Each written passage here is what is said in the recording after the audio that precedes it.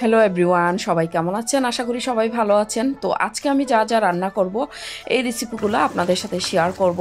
এখানে আমি মুরগি রান্না করব, আর ভর্তার জন্য সিম আলু কেটে ভালোভাবে ধুয়ে বসিয়ে দিলাম। 3 রকমের ভর্তা বানাবো। আর এদিকে আমি টমেটো সিদ্ধ করতে দিয়ে দিলাম, একদম একটু হালকা তেল দিয়ে একটা কড়াইয়ের মধ্যে। আর এদিকে মুরগি আমি ভালোভাবে ধুয়ে নিচ্ছি।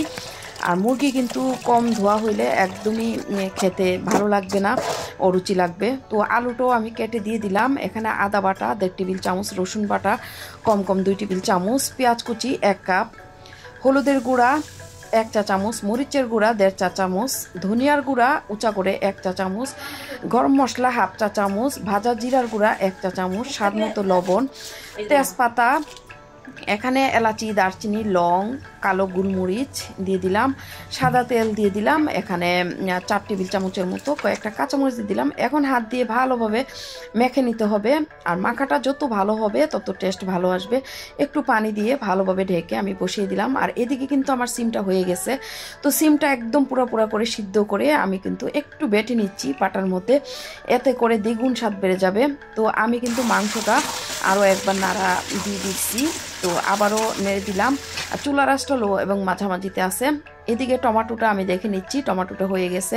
হালকা তেলের মধ্যে শুকনো মরিচ ভেজে নিলাম। আর 2টা টমেটো কেটে দিয়ে দিলাম। হালকা একটু টেস্টিং সল্ট দিয়ে দিলাম, অল্প, এটা অপশনাল, চাইলে দিতে পারেন নাও দিতে পারেন। তো ভালোভাবে নেড়ে চেড়ে ভালোভাবে কষিয়ে আমি পরিমাণ মতো ঝোল দিয়ে দিলাম। আর বেশি একটা ঝোল রাখবো না আমি। তো আমার তরকারিটা কিন্তু দেখতেই পাচ্ছেন হয়ে গেছে। এখন আমি ধনেপাতা দিব। আর ধনেপাতাটাও অপশনাল, চাইলে দিতে পারেন নাও দিতে পারেন। আজকে খুবই মজার আমি 3 রকমের ভর্তা বানাবো। আর শীতকালে কিন্তু ভর্তাটা অনেক অনেক মজা লাগে। তো আমি এখানে এই যে হালকা তেলের মধ্যে শুকনো মরিচ ভেজে নিয়েছি পরিমাণ মতো লবণ দিয়ে। এখন ভালোভাবে লবণের সাথে প্রথমে আমি শুকনো মরিচটা একটু ভেঙে দিব। আর জালটা যার যার পছন্দ মতোই দিয়ে নেবেন। এখন আমি পেঁয়াজটা দিয়ে দিব। একটু পেঁয়াজ কুচিটা একটু বাড়ায় দিলে ভালো লাগে।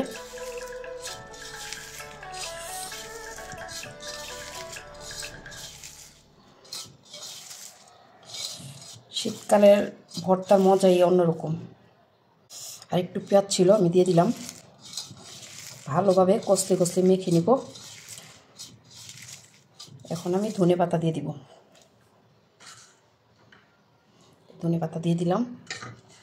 শীতকাল মানে হচ্ছে ধনেপাতা, দেশি ধনেপাতার সেন্টই অন্যরকম।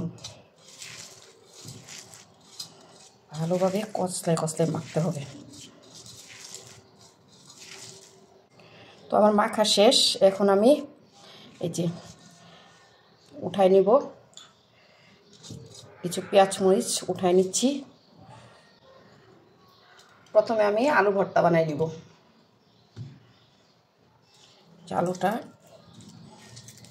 আলুটা আমি পানি দিয়ে ভালোভাবে সিদ্ধ করে নিয়েছি। আর সিদ্ধ করে নিতে হবে, একদম পানি ফেলে দেওয়া যাবে না, একদম পুরো করে আমি সিদ্ধ করে নিয়েছি, পানিটা শুকায় ফেলছি।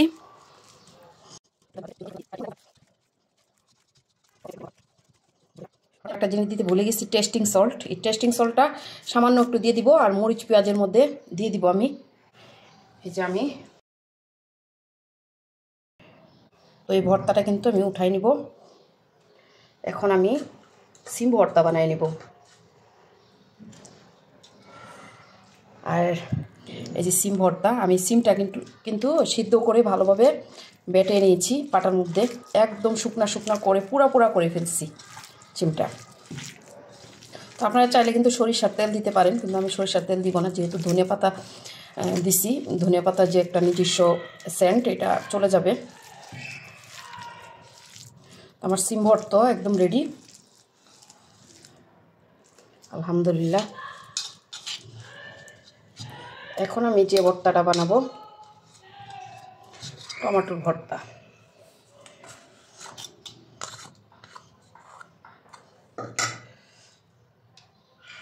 টমেটোর ভর্তা, যাই হোক, এই যে পোড়াগুলো ফেলে দিতে হবে, চামড়াগুলা।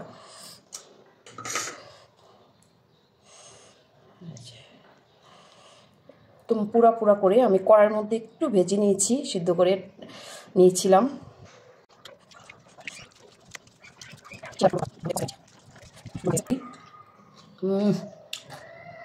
তো এই যে আলহামদুলিল্লাহ আমার ভর্তা কিন্তু রেডি। এই যে টমেটোর চাটনি, আলুর ভর্তা, এই যে সিম ভর্তা। তো সবাই ভালো থাকবেন, আল্লাহ হাফেজ।